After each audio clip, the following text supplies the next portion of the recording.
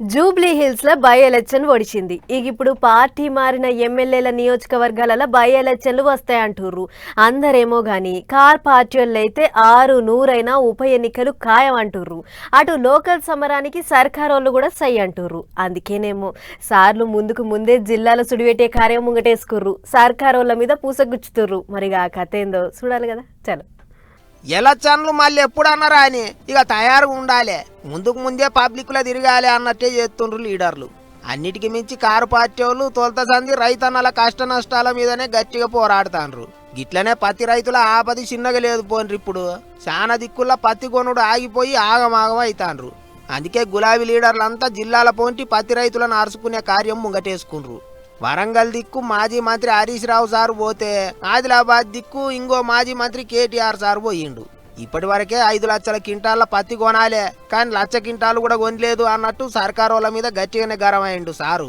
బంగారం అసొంటి పంట, తెల్ల బంగారం మన దగ్గర మన దేశంలో మన రాష్ట్రంలో వండుతుంటే ఇలా మోడీ గారు కేంద్ర ప్రభుత్వం బయటికెళ్లి పత్తిని దిగుమతి చేసుకునే ప్రయత్నం చేస్తా ఉన్నది. ఎందుకు మనకి ఇవన్నీ పెట్టిర్రు? మాయిశ్చరు అని కట్టింగ్లు ఎందుకు పెడుతుర్రు అంటే బయట ఒప్పందం చేసుకుని వచ్చిండ్రు. బయటికెళ్లి పత్తిని ఇక్కడ దించే ప్రయత్నం చేస్తున్నారు. మన మీద ప్రేమ ఉంటే కేంద్ర ప్రభుత్వానికి ఇక్కడున్న బీజేపీ ఎమ్మెల్యేకు బీజేపీ ఎంపీకి పోయి మోడీతో కొట్లాడాలి.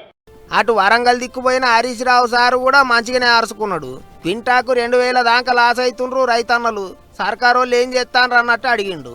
ఇలా రైతులకు పత్తి అమ్ముకోవడానికి అవకాశం లేక అడ్డగోలుగా దళార్లకు అమ్ముకోవాల్సి వస్తా ఉంది. పత్తి మద్దతు ధర 8,100 రూపాయలు. కానీ ఈరోజు పత్తి కేవలం 6,000 రూపాయలకు మాత్రమే రైతులు అమ్ముకుంటున్న పరిస్థితి. ఓ క్వింటాల్ మీద 2,000 రూపాయలు ఇలా పత్తి రైతులు నష్టపోతా ఉన్నారు. ప్రభుత్వమేమో మాటల్లో కేంద్ర రాష్ట్ర ప్రభుత్వాలు రైతులకు అరచేతిలో వైకుంఠం చూపిస్తున్నారు, చేతల్లో నరకం చూపిస్తా ఉన్నారు.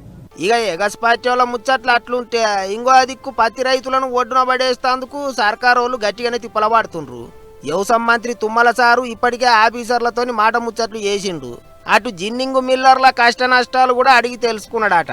ఏది ఎట్లున్నా రైతులకు తిప్పల కాకుండా చూస్తున్నారట.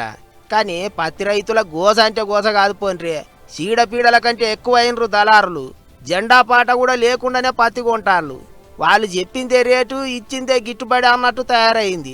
యాలగాని యాలల్ల వానలు, కొనేటోళ్ళ కొర్రీలు అన్ని మంచిగా ఉన్నాయనుకుంటే రేట్లు పడిపోవుడు. గిట్లా కర్ణుని సావుకు 100 కారణాలు అన్నట్టు రైతన్నల గోసకు తీరు కారణాలు.